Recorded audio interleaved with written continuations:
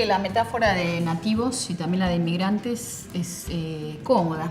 Funciona bien porque es cómoda. Funciona bien para ciertos efectos, por supuesto, ¿no? Creo que permite descansar en que los chicos ya saben, en que son más fluidos, les reconoce un saber y esto en un sentido es bienvenido y está en consonancia con una discusión pedagógica que uno puede rastrear a Freinet o a Freire o a muchos otros, de que lo que los niños ya saben ciertas cosas, por supuesto, pero me parece que por otro lado invisibiliza lo que no saben, invisibiliza las diferencias que hay entre los chicos, invisibiliza también que en este acto de decir, bueno, ya saben, nosotros somos los inmigrantes, hay una desresponsabilización, hay un correrse al costado, hay un salirse de escena de los profesores y de los adultos.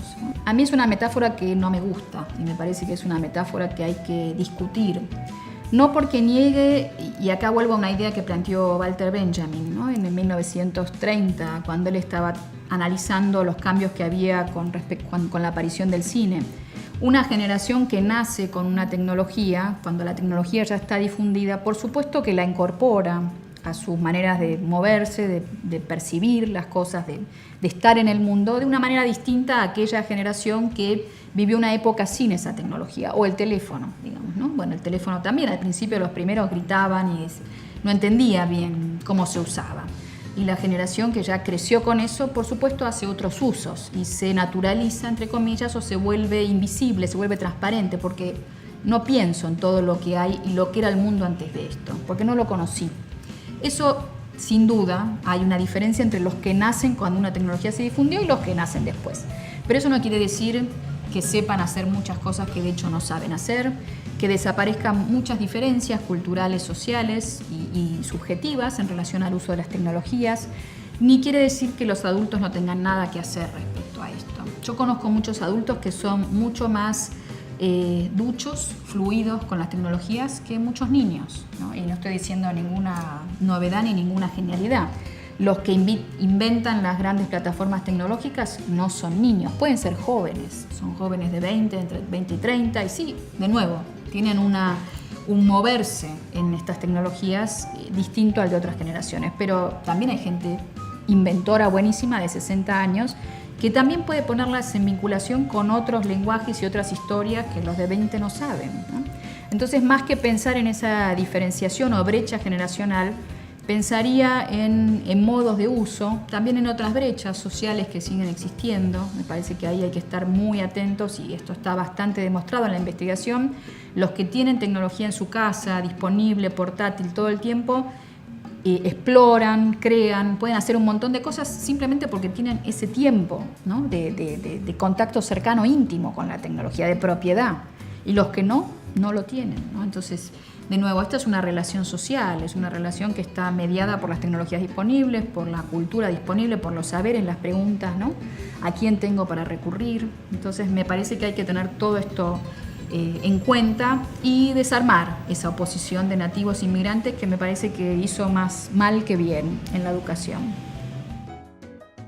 Una brevísima reflexión acerca de por qué tuvo tanta pregnancia, tanta circulación, por qué se hizo carne en el discurso, en nuestro discurso cotidiano, tanto en la escuela como fuera de la escuela, inmigrantes versus nativos digitales. Voy a tomar un aspecto nada más que tiene relación con la eficacia de una metáfora. Cuando la metáfora es eficaz, al estilo del mito, cumple una función de sostenernos. Entonces hubo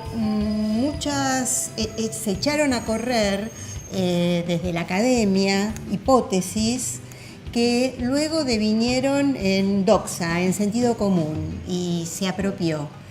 Y yo creo que una hipótesis es que esa eficacia vino a atender el desconcierto de los adultos, de muchos adultos, frente a la novedad, como decía Margaret Mead en un ensayo que publicó en el año 1970, educamos a desconocidos en un mundo desconocido. Entonces, frente a ese impacto de lo nuevo para los adultos y el desconcierto que esto generó, se fue transformando en una suerte de explicación lista para usar para todos los casos, y creo que ha generado efectos paradojales. Digo paradojales porque por un lado es un sostén, es una explicación, como toda explicación nos permite afirmarnos, pero lo paradojal es que nos deja fuera, porque si ellos son nativos y nosotros somos inmigrantes, entonces estamos ahí a expensas, desimplicados, desresponsabilizados y con menos impulso, o privados de ese impulso a explorar de qué se trata estas nuevas formas de vivir la cultura, los saberes. En relación a la pregunta de por qué tiene esta pregnancia en la escuela, la metáfora de los nativos y los inmigrantes digitales, a mí me parece que hay como distintas variables para pensarlo. Una tiene que ver con cualquier dicotomía, ¿no? Digamos, que a uno le permite ponerse de un lado o del otro.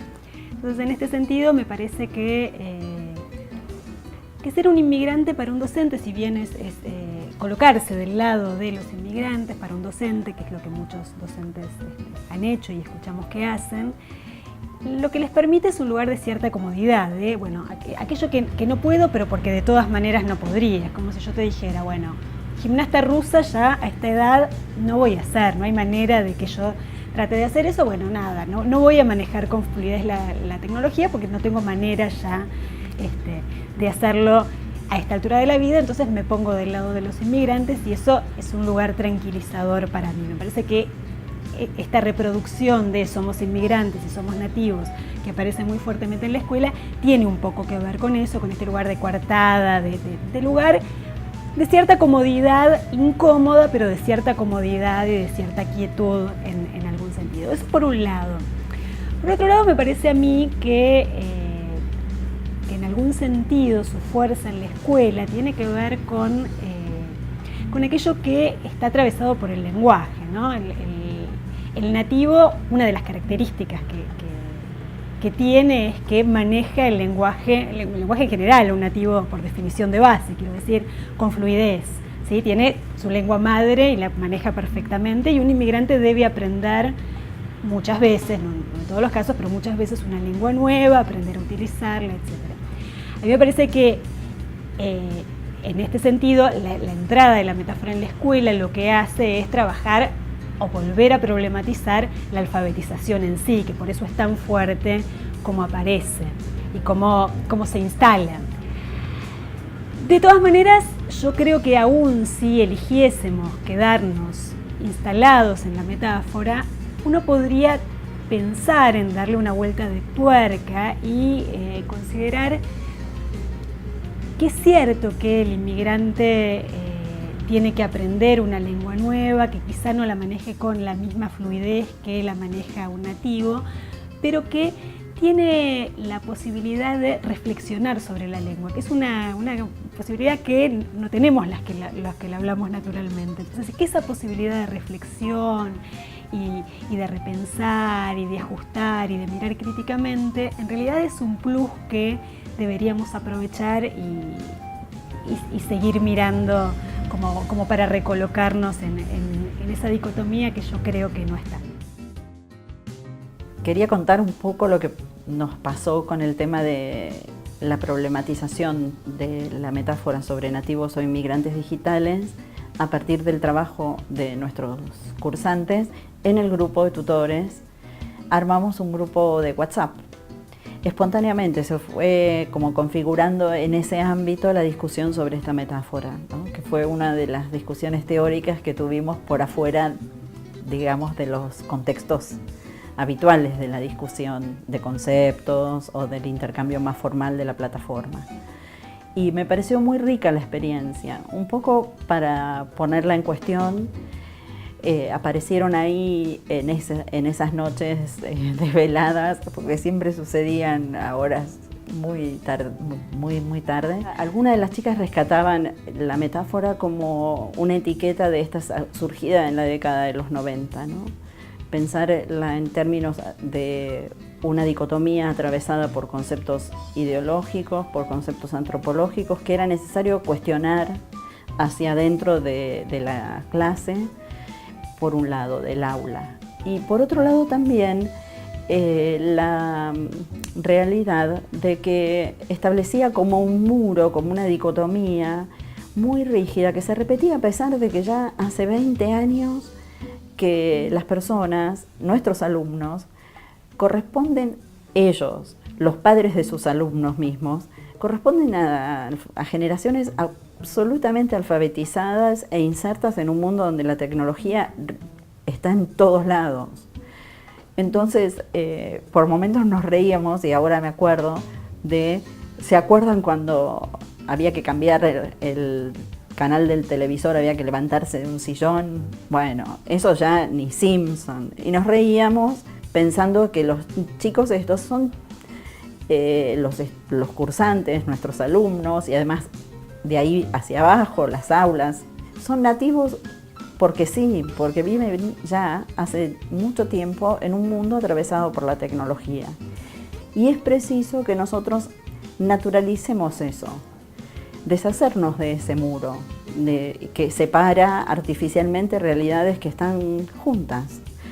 Entonces pensamos cavar por abajo de los muros, o bien hacerlo explotar, saltarlo por arriba, digamos, bueno, fuimos armando distintas estrategias.